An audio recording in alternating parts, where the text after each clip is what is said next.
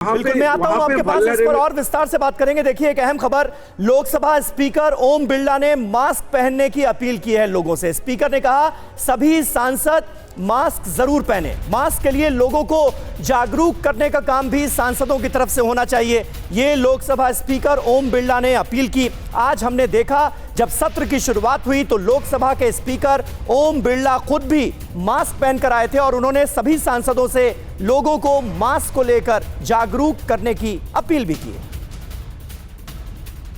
सदस्य, मैं आपका ध्यान विश्व के कतिपय देशों में कोविड-19 महामारी के पुनः सक्रिय होने की ओर आकर्षित करना चाहता हूं।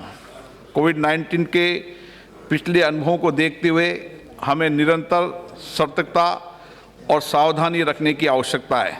सरकार ने भी तत्परता से कदम उठाते हुए पूरे देश को कोविड-19 से संबंधित आवश्यक सुरक्षा उपायों के पालन करने की सलाह दी है।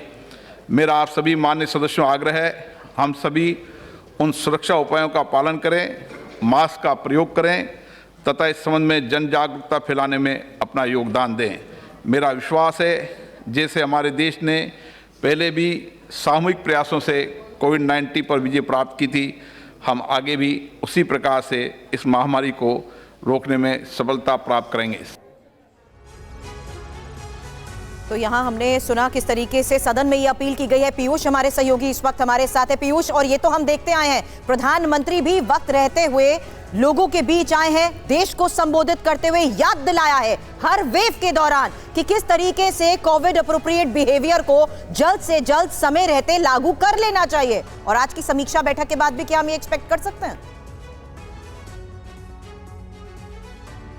बिल्कुल बिल्कुल, ये संभावना है कि प्रधानमंत्री नरेंद्र मोदी जब बैठक कर चुके हों उसके बाद वो देश को एक संबोधन दें और उसमें ये अपील करें कि सभी लोग एप्रोप्रिएट बिहेवियर करें कोविड के अनुरूप। और इसके अलावा जो बैठक होगी उसमें ये माना जा रहा है कि सबसे अहम जो पहलू है वो इंटरनेशनल पैसेंजर्स जो आ रहे हैं बाहर से, उनको लेकर के है और ऐसी स्थिति में क्या कदम उठाए जाएं उसको लेकर के ये बैठक है। चूंकि कल जो बैठक हुई थी स्वास्थ्य मंत्रालय की, उसमें साफ तौर पर ये कह दिया गया था कि अभी चिंता की कोई बात नहीं है, लेकिन सतर्कता जरूरी है। और उसके बाद जो अहम कदम उठाए गए हैं इंटरनेशनल एयरपोर्ट पर और एयरपोर्ट्स पर, उनको लेकर के और अब जो राज्यों के साथ समन्वय किया जा रहा है केंद्र सरकार का, वो ये सारे अहम पहलू हैं कि आप ये देख सकते हैं कि पिछले 2 दिनों के भीतर हम इतने सतर्क हुए हैं कोविड-19 को लेकर के। बिल्कुल, और अब सरकार ज्यादा जरूरत है सतर्कता की। डॉक्टर आशीष जायसवाल भी हमारे साथ मौजूद हैं। डॉक्टर जायसवाल, एक बात देखिए लगातार हो रही है, संसद में ऑपोजिशन भी इस मांग को उठा रहा है कि चीन से सबसे पहले अब वक्त आ गया है कि फ्लाइट्स को बंद किया जाए,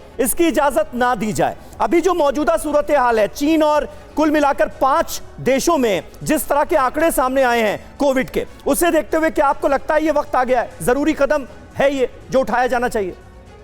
देखिए, सबसे पहले हमें समझना पड़ेगा हमारी और जो सारे कंट्री से चीन से क्यों अलग है। अगर आप इंडिया की बात करें, हमने 220 करोड़ डोज वैक्सीन की लगा रखी है। जो नेचुरल इम्यूनिटी, जिसको अभी आपने हर्ड इम्यूनिटी बोला, वो भी बहुत पोटेंट है, बहुत ही स्ट्रॉन्ग है इंडियन सब पॉपुलेशन में। तो जैसा चीन में हो रहा है, आप देखिए वैसा ब्राजील, यूएस में ऐसा नहीं हो रहा है। चाइना में क्या हुआ, जो ओल्ड पेशेंट्स है उनको भी इतनी वैक्सीन लगी, जो उनकी वैक्सीन की इफिकेसी थी वो भी बहुत इफेक्टिव नहीं थी। तो ये चीन का केस सबसे अलग है। अगर हम बात करते हैं कि इंटरनेशनल जो ट्रेवल्स है, लेकिन sir America, Germany, France, Brazil, इन देशों में भी भयानक केसेस सामने आए। जापान में तो एक दिन में आंकड़े बहुत बढ़ गए। बिल्कुल, तो ये जो आंकड़े हैं सर, बिल्कुल सर, ये जो आंकड़े हैं वो कहीं ना कहीं डराते हैं, सोचने पर मजबूर करते हैं।